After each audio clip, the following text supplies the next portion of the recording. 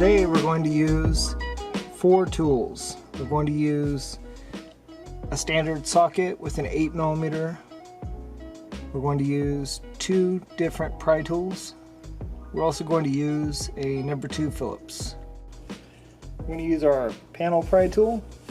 We're actually going to go in right in here. I'm just going to pop this off nice and easy.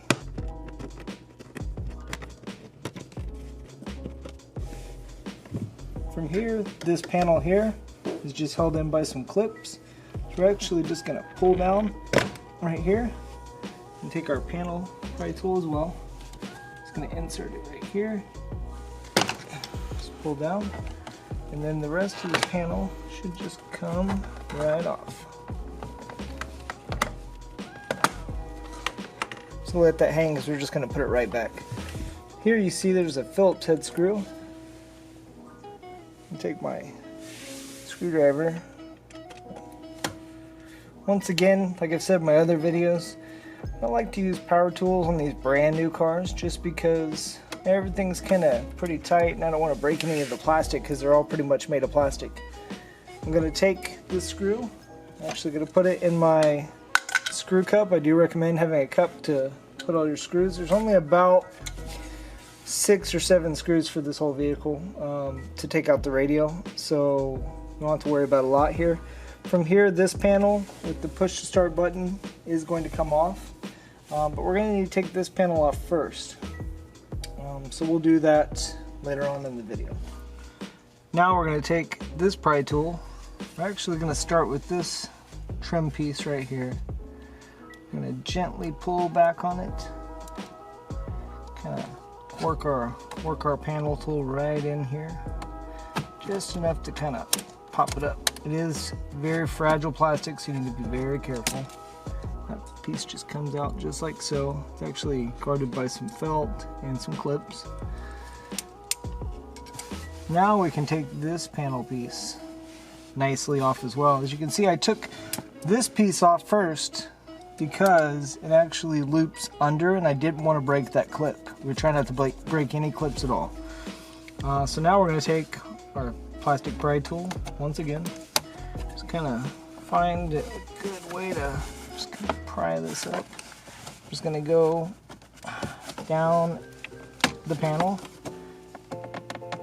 You should get some give, and there you go, it just comes right off. So this one, like I said before, felt, and then some clips. Nothing should get broke. This one comes apart pretty good. I like to place all vehicle panels on the floorboard so that way we don't break anything. That way no one sits in a seat and sits on top of one of our panels as well. If you remember, we did take that bolt out of the push to start panel. Now we should be able to remove that push to start panel. Be able to just actually pull. There you go. So it just comes off. We are going to disconnect this just because there are a few things that we have to get to, which I'll explain later in this video.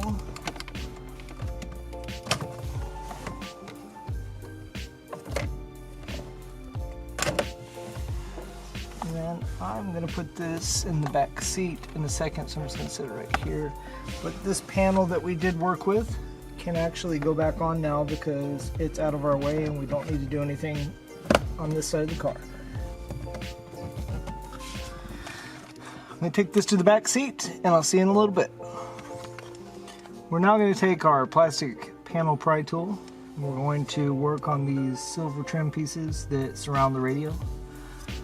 These are a little tricky to get out. You just kind of got to find a good spot that you can pry on without really hurting any of the dash. There we go. The rest of it should just come out nicely, just like so. This is just 5 clips and then 1 uniclip at the bottom here. This next one comes off as well. This is going to expose all the screws we need to take out the radio.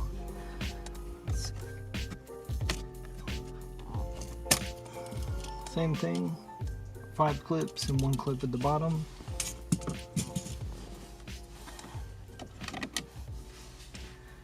And before I take out all these screws, we're actually going to use this pry tool now. We're going to remove this top panel.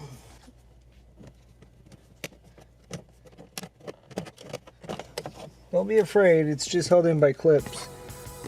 This one's got 2 dedicated clips and a smaller clip, and then some felt pads here at the bottom. It does have some front clips, and it's actually just for support. From here, there is a small panel that we will need to remove underneath the radio. Just gonna pull down, you see here. And that's just held in by 4 clips here. Now we're going to use our socket wrench in an 8mm socket. There are 2 8mm bolts that hold this radio to the frame of the center console. You will not be able to see these bolts. These are very difficult bolts to get to. One thing is, you do not have to fully take the bolt out. You just need to loosen them to bring the radio away from the center console. This will be the first step in actually removing the radio. Here we go.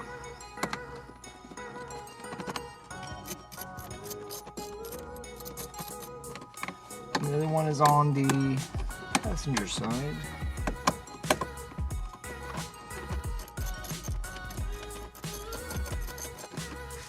And that's that.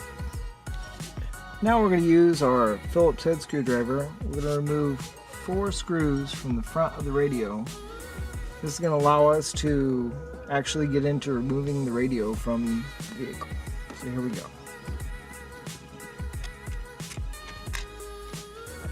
There are some gold screws as well. We're not going to have to worry about those because those are strictly for the dash. I'm just worried about these 4 black screws right here for taking the radio out.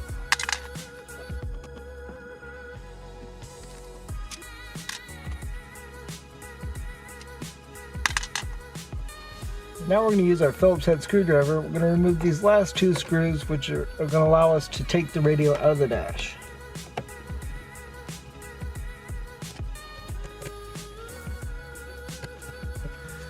Now we're able to actually remove the actual radio from the vehicle. We can access the plugs that we'll need for our VLine, and we can continue on with our install. At the top of the radio, there is a plug for a hazard switch, and it has to come out, and it kind of secures the radio to the dash. From there, lift up and out, and you can see all your plugs that you're going to need to get to. For this install for the HON3 and a 2016 Acura TLX, we will use the MCF HA3 cable. It's going to have our proprietary plug on one end and the vehicle specific plug with reverse wire on the other end. We're also going to use our Will Toy USB cable. This is our factory USB emulation cable. It will plug into the HON3. And of course, we also will have our video cable, which is going to be our HON3D.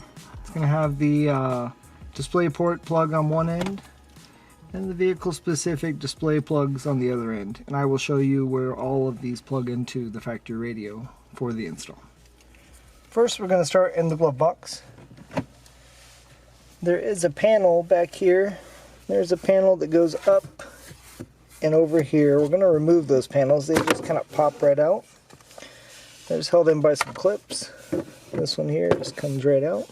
That will give us access to behind the radio so we can route our wires once we're ready to fully install the VLine. You can have it easily accessible in the glove box, kind of ready for updates or anything else we might need to do in the future, so that way we don't have to do this whole process over again if we ever need to access the VLine. As you can see, I do have a soft microfiber cloth laying along the factory wood grain, so that way we don't scratch any components of the vehicle taking the radio out. The radio is held in, bracketed by metal, and it's pretty gruesome, so we just don't want to run that across any of the factory panels that could get scratched. Now we've removed all of our screws. Everything is loose. Our 2 bolts are loose. We can actually we've loosened our hazard button we can actually just remove this radio to a point to where we can get to our plugs. When you do this, you're going to have to lift out and up to kind of clear, and I'll show you, there's a bar back here. And this radio will just kind of sit like so we can access our plugs back here. Now we're actually at the back of the radio where we can see all of the plugs that we'll need to access to install our VLine. This gray plug right here is going to be your main interface harness.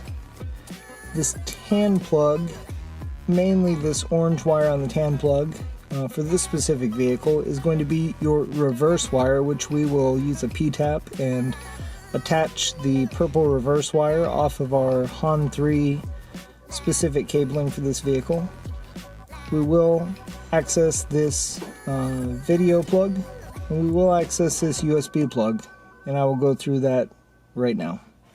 As you can see, I have already routed a long zip tie which goes from the behind the radio area, and it goes all the way to the glove box. I've got it right here in the glove box, so that way I can run my wires that we need for our VLine to the glove box.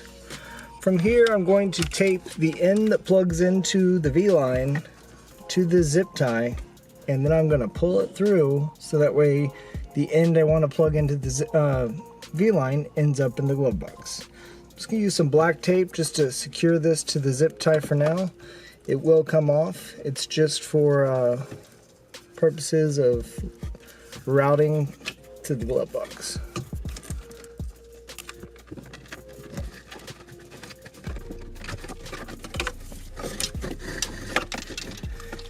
As you can see, I have the end that goes to our VLine now in the glove box.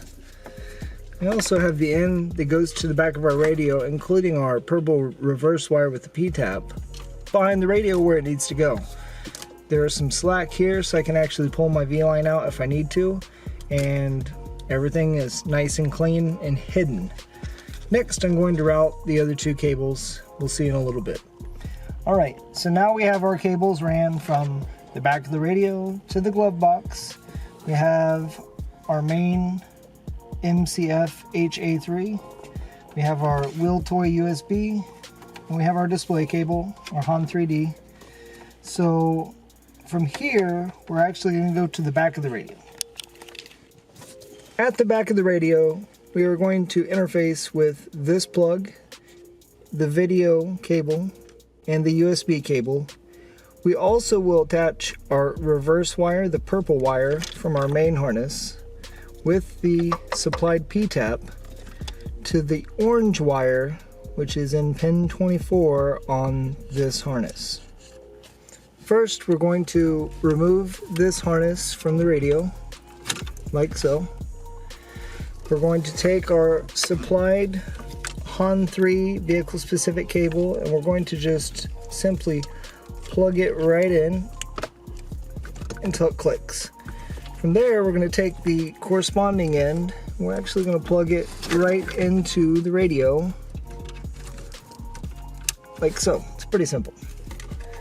While we're here, we can actually take our supplied P-tap, attach it to the purple reverse wire that comes off of our HON3 vehicle specific cable. We're going to run the top of the cable through the top of the P-tap, like so. Then we're going to insert the top of the P-tap and just screw it down so that way it tightens on that wire. The way you can tell that it's done properly is that wire will not come out. From here, we're going to unscrew the bottom portion and reveal the channel. It's a channel. It goes around the wire, and then the tap, which is going to discreetly tap into the wire. We will take the channel and slide it over the wire that we want to grab, which in this case is the reverse wire for this vehicle. From there, we're going to slide our P-tap with the tap over top. Let me do this so you guys can see. And start to slowly tighten it down We're just gonna ever so slightly tighten it right down into that wire so that way it just gets a nice little bite into the wire. And it's attached. This will give us reverse when in VLine mode. From here, we're going to disconnect the video cable. And we're going to connect that to the corresponding end on our HON3 harness. It's going to click right in. Then we're going to connect the Y from our HON3 display cable right into the same spot that we removed the display cable harness. This is going to create a Y, allowing us to view VLine on the factory screen. Our last and final cable is going to be our Will-Toy USB. This is going to allow us to emulate the factory USB using the center console USB, or in some vehicles it might be more forward in the center console. Same scenario, we're going to just disconnect the factory USB cable. Looks like so. We're going to leave that disconnected, and we're just going to connect ours right into the same spot. Now, I have all of my cables, which I can kind of pull a little bit tighter. All of my cables are connected to the radio. They're nice and neat behind the radio, and they're in the glove box for me to hook my VLine. I have my main power harness, I have my display cable. Now my VLine is installed in the vehicle. The radio is back in the dash. I haven't put my trim pieces back in yet, but we are prepared to turn on the car and check out the Grom. Let's go ahead and put this in the glove box and go to the driver's seat. All right, now our VLine is installed. We actually did not put our trim panels back on, but our radio is all plugged back in. Note on all Hondas and Acuras, when you unplug the radio, you will have to put in a radio code, so be prepared for that. That's a pro tip. We're going to go to audio source. We're actually going to go to iPod. You see here it's actually showing USB streaming, Grom audio, VLine, and then on our top screen we're actually displaying Apple CarPlay. What this is going to do is going to give you every function and feature that Apple CarPlay would come with, along with all of our Grom specific features on our home screen. Let's get back to CarPlay. Okay, so we're actually going to demonstrate the Apple CarPlay and how the phone automatically appears on the screen. I'm using a standard lightning cable provided by Apple for this iPhone. I'm using the vehicle's factory USB location, which I've routed to my VLine. I do have VLine on the screen. I'm just going to plug in my iPhone. It's going to come up. It's going to ask me to allow CarPlay. It didn't this time, but there you go. So CarPlay automatically comes up on the screen. It's full featured. I am able to use it just like any other version of CarPlay. It is the latest, depending on what version of iOS you're running. One of the features that our customers were concerned with, or we want to bring to attention, is using steering wheel controls while using VLine. You can still use all the factory steering wheel controls. You can see the volume is still going up and down. Everything is still functioning properly. I'm not going to play any audio for copyright purposes, but everything does function properly. One of the other questions and things that we might find important that we want to bring to your attention is actually viewing the map through Apple CarPlay or our dedicated Google Maps app. While you're listening to FM, a lot of people like to listen to AM, FM, or other sources. So we're going to put our VLine on map. We're going to go to the FM source. This is just a factory radio. I'm going to hold this menu button for 3 seconds. And it's actually going to pull up what I was using in the VLine. As you can see, we're still in FM mode.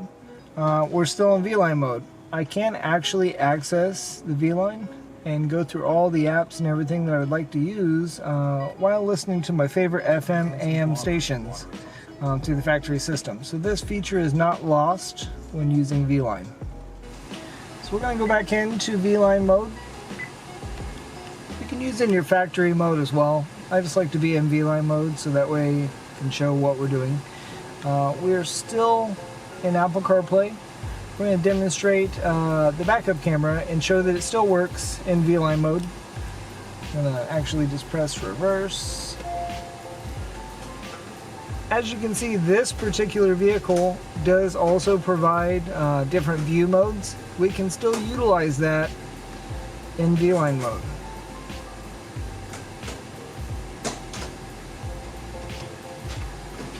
Now we're going to switch to FM mode. So we still have the VLine plugged in. Everything is still functioning properly. We're in FM mode from the factory, and our backup camera still works the way it should. Your change view button still works. Theoretically, no factory features or functions have changed.